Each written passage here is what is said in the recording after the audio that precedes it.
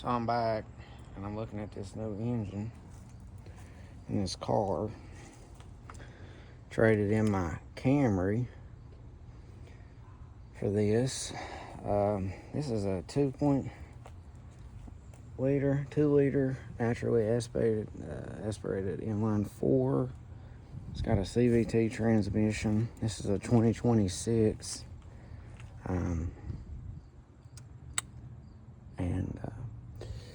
The other car I had was like 18 years old. It's a good engine. But I needed to get a new car. I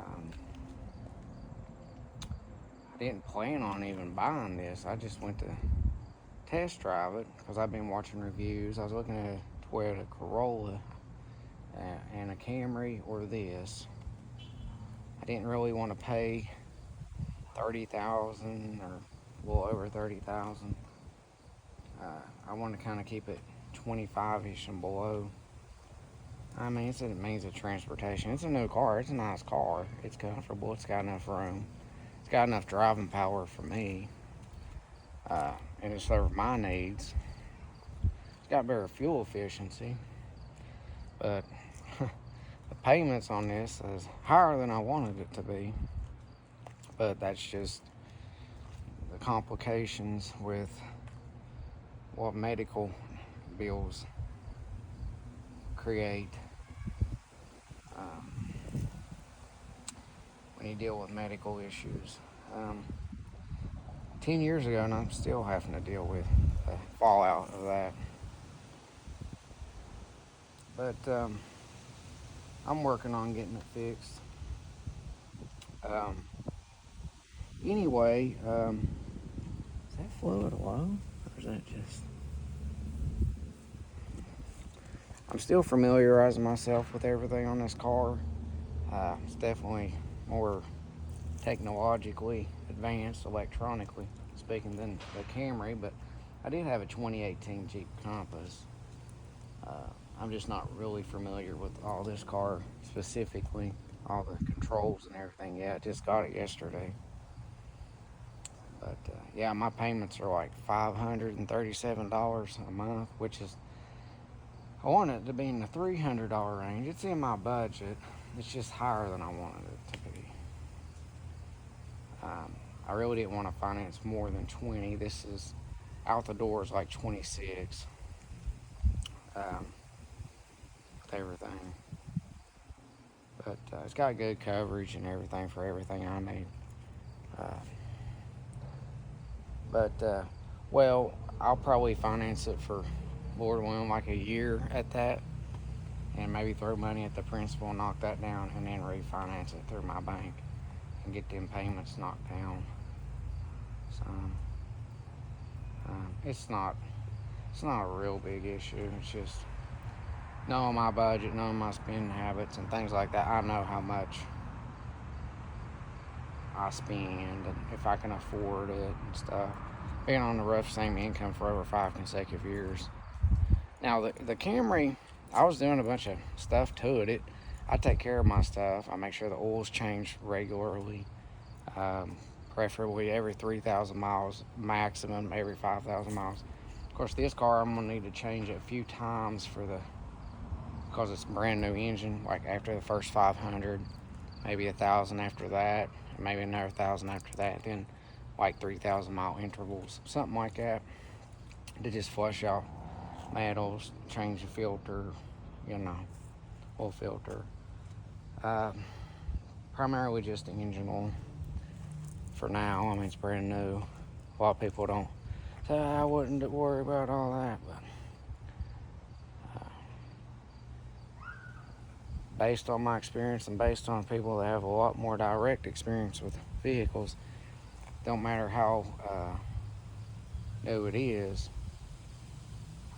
still need to change the oil regularly, as long as it's a gasoline engine or diesel engine, if you want it to last and take care of it.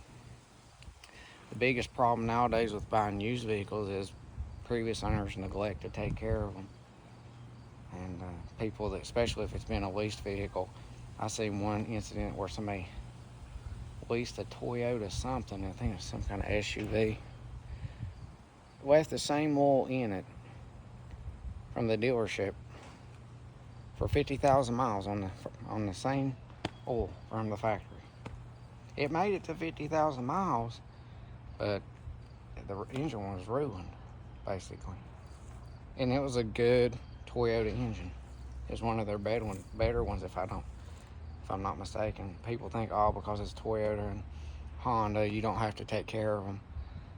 Yeah, you still need to take care of them to get what they're really capable. This is basically a million-mile motor right here, engine. Not motor, motor's usually referring to electric motor. Properly, this is the engine. This is basically a million-mile engine. If you service it properly and you don't abuse it, you could probably get 1,000,000 miles out of this. At least 500,000. It's already been done. That's one of the reasons why I went with the Honda. This one. This is an engine that's been out for a while. It's time tested. It's proven to be reliable without any issues and going around 500,000 miles without any issues. It's a good powertrain combination. It's time-tested platform. That's how I am. Just like with that Honda Rancher, time-tested platform. The Toyota 1.8, I believe, naturally aspirated in the Corolla. It's not a bad engine. It just doesn't have the history, a track record long enough that goes back to validate it. But there's not a lot of reason to believe that it won't. There's just not established history with it, like with this powertrain combination. So, I mean, it's an inline four. This car rides well. It handles well. It's comfortable. It's got plenty of room inside. It's got about the same trunk space as the Camry I had. It does have the steel wheels and hubcaps being LX, but I may try to get some. These are 16-inch. I may try to get some 16-inch Honda alloy rims. I gotta see what they have available. I know they have 18-inch and stuff like that. I don't really want to go with a thin profile because these would ride better. They'd be more comfortable with the stock suspension. But this ain't a sports car or nothing like that. This is a daily driver, long-term, fuel-efficient car. It's good for traveling and things like that. It serves my needs, like I said. Lord willing, I'll also do an underbody corrosion inhibiting spray. Probably the CRC marine grade rust inhibitor, like I did with that Honda Rancher. I'll probably do that up underneath it. May use fluid film on top of that because the CRC rust inhibitor spray, it bonds to it, and it it won't come off when you spray it, unless you like hold it there for a long period of time. And so you put fluid film on top of that, and it just keeps erosion or road salt and stuff off of it, so it doesn't bond to the metal and create the corrosion process. And I think you can put it up in quarter panels, but that's not what I plan to do to it yet. The rust inhibitor, I'll go ahead and put that coating on it, Lord willing, first, and then the fluid film, because the fluid film gets into all kinds of crevices, whereas the marine grade rust inhibitor from CRC doesn't really access those areas. So it'll bond to the subframing and underbody and a lot of places like that and protect it. And then the fluid film will get into all the other crevices that it can't get to. Might also, Lord willing, put some 3M clear tape here and around here and there to prevent chips and corrosion and stuff. Now down south, it wouldn't be something that I would do But up here, I've seen the results. That's another big contributing factor why it's so hard to find proper used vehicles up in Wisconsin and anywhere where there's a salt belt. That was one of the benefits of that Camry was it didn't come from the salt belt. It didn't have that exposure to it. So while it had some corrosion, it was up here 3 years unprotected underbody, brand new vehicle. I mean, I've seen them on the lots. I mean, I've looked for years and I just never could find a used one that I would get a loan out for or pay for.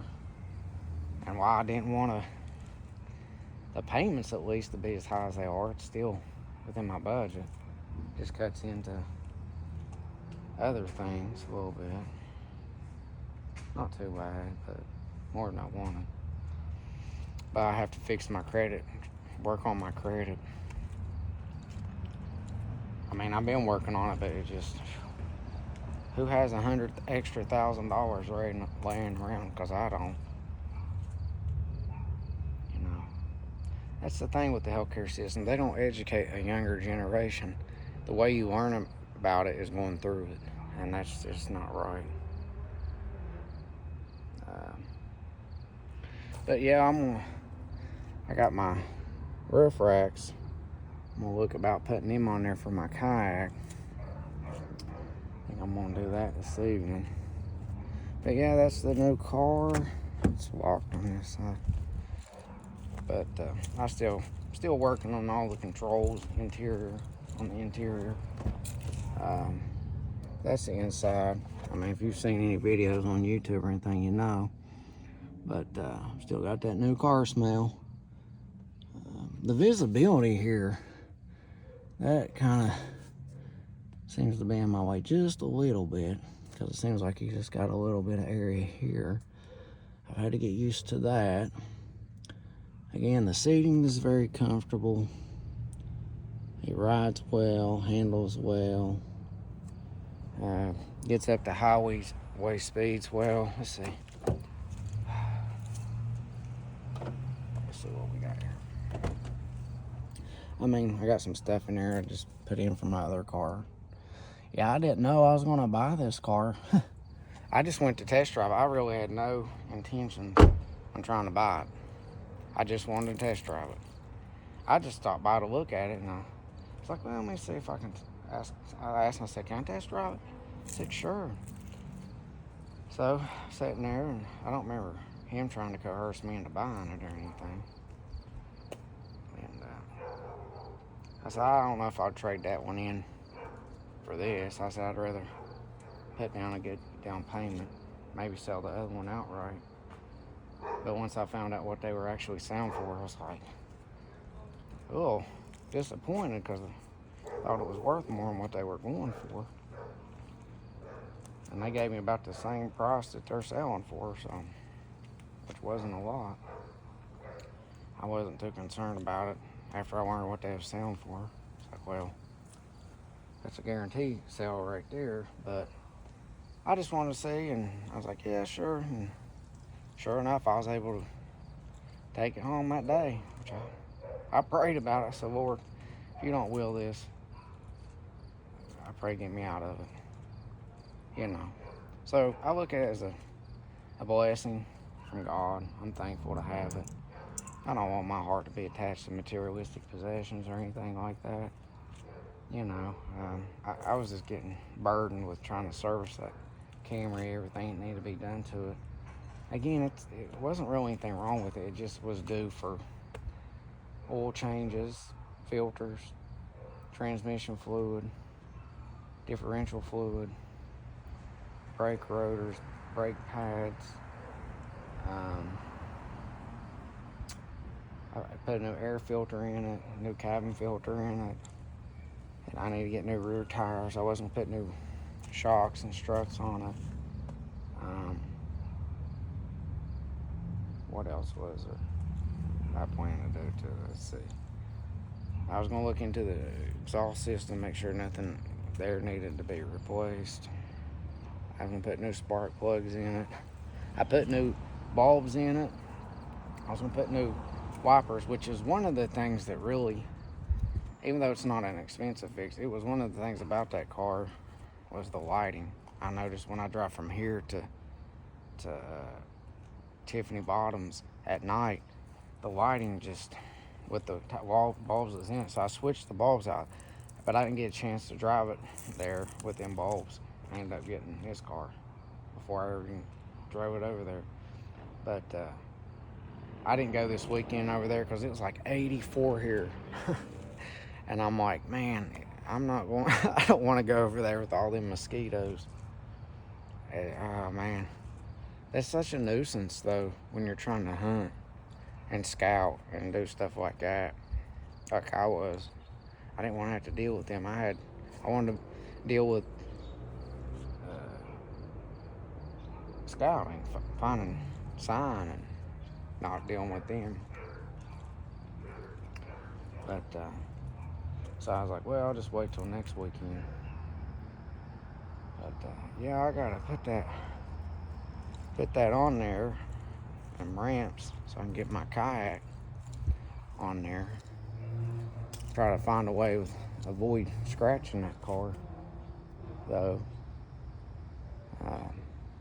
I mean, it's not that I'd scratch it. Coming from the side, it's only 39 pounds. It's not heavy. But I gotta be careful with those ratchet straps. But yeah, so that's the new car. I think it only has like 159 horsepower or something like that. I don't even remember. But it's got plenty of highway driving power, city driving power, passing power on the highway. I mean, it's got plenty of acceleration and stuff. But yeah, that's the new thing. Now is new car.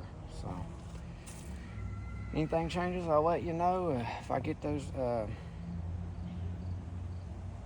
racks mounted on here, I gotta check for that. And I'll let you know how that works out. So stay tuned.